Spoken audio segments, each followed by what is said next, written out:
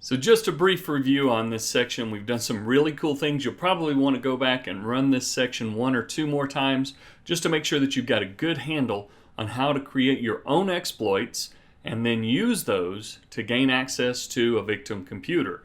So when we tell you not to download suspicious files, do you see why now? Just a simple, innocent run of a program. In fact, the IE user probably doesn't even know that anything happened. They think it was just a bad game, so they might even try to delete it. They won't be able to delete it. In fact, let's come back over here and go to our downloads folder.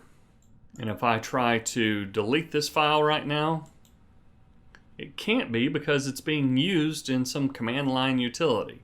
Ah well, we probably just reboot the computer, but we've already got access, and we've not only got access, we've got administrator level access, and we copied all those password hashes. So now we can find out if the system hadn't told us directly what the IE user password was, we would have been able to use this hash dump that we ran in Meterpreter to capture some of those hashes and then just use a simple web service or any other password cracking tool to find out what the passwords might be for just one of those users. And let's go through the chain that got us here. First of all, it all started with an MSF Venom, or a payload that we wanted to create. And we created a payload called game.exe that gave us a reverse TCP connection that let us run Meterpreter on the remote computer. That's this remote shell that we were able to list directory files. We'd be able to download files if we wanted to from here. We'll see how to do that when we hack a Windows 10 computer. We can dump the password hashes so that we can start cracking passwords on the user's system. We can delete files. We can change the timestamps on files.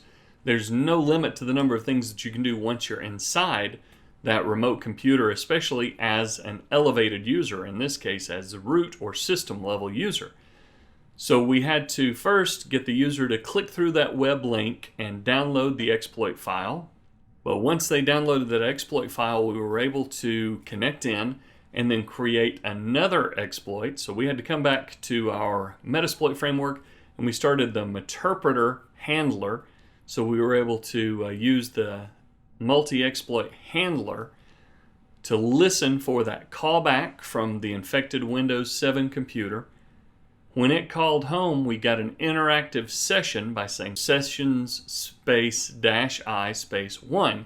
Gave us an interactive session with that first infected computer. Again, if we'd infected several computers on the network, we could have said sessions space -i 2, 3, 4, 5, and so on.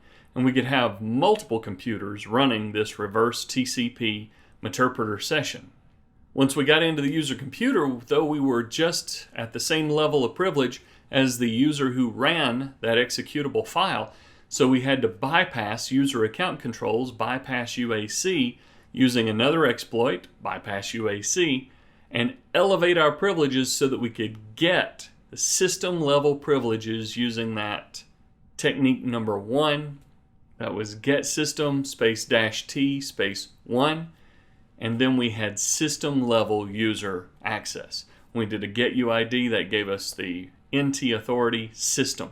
So we were the root user on Windows 7.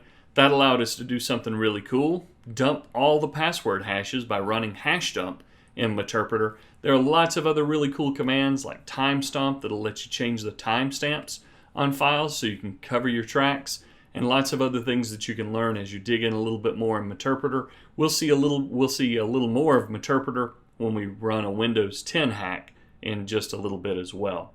But that gets us our first thorough introduction to Metasploit and Meterpreter, and we'll see how to use those even further as we do additional hacks later in the course. We'll see you in the next section.